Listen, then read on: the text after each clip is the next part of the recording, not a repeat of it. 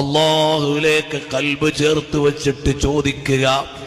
ചോദിക്കും തോറും ഇഷ്ടമുള്ളവനോട് ചോദിക്കുകയാണ്, ചോദിച്ചതിനും അപ്പുറം തരാൻ കഴിവുള്ളവനോട് ചോദിക്കുകയാണ്.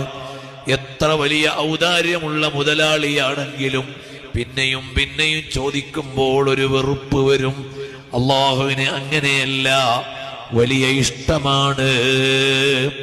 അള്ളാഹുവിനെ കുറിച്ച് ഓ നബിയേ തങ്ങളോട് ചോദിക്കും, ഇദാ സഅലക ഇബാദി അന്നീ